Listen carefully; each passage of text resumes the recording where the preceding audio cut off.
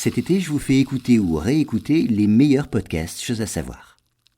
Bonjour à tous, aujourd'hui je vais vous parler du bureau 39 et de son secret.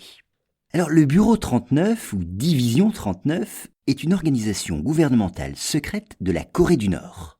À quoi sert-elle ? Eh bien à réunir des fonds, une sorte de caisse noire pour Kim Jong-un lui-même, l'actuel dirigeant de ce pays. Mais avant d'examiner en détail les activités de ce bureau 39, un mot sur son origine.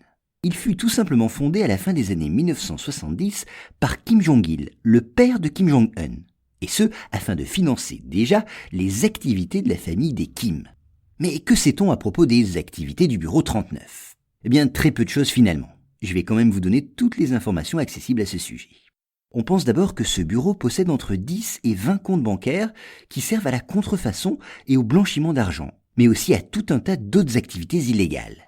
Parmi elles figurent d'abord les exportations illégales. Ainsi, en dépit des interdictions et des sanctions internationales contre la Corée du Nord, ce pays écoule tous les ans des centaines de tonnes de textiles, de charbon, de minerais, de diamants et de tabac à son voisin chinois. Ensuite, au-delà de l'exportation, autre activité illégale, la cybercriminalité. On soupçonne par exemple le bureau 39 d'être à l'origine du cyberbraquage de la Banque centrale du Bangladesh et du rançongiciel WannaCry, qui rapporterait plusieurs centaines de millions de dollars tous les ans.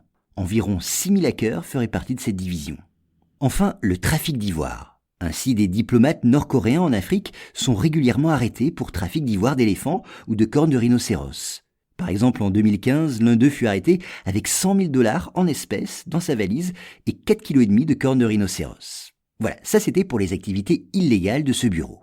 Mais par ailleurs, on sait que ce même bureau gère 120 sociétés étrangères qui font tout simplement du commerce. Leurs activités sont donc légales, mais la répartition de l'argent est, vous allez le voir, plus surprenante.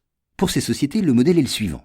La Corée du Nord envoie des travailleurs dans différents pays étrangers où ils exercent souvent des métiers très durs. Par exemple dans le bâtiment ou sur des chantiers navals, mais aussi dans la restauration ou l'hôtellerie. On sait par exemple qu'à Berlin, une auberge de jeunesse intégrée à l'ambassade nord-coréenne rapporterait 38 000 € par mois au régime.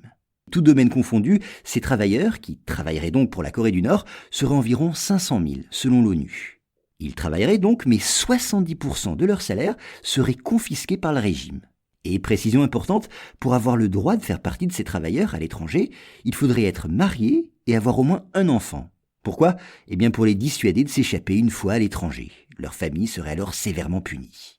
Sachez enfin qu'on estime tout compris que la Corée du Nord tire entre 500 millions et 1 milliard de dollars de revenus annuels de ses activités.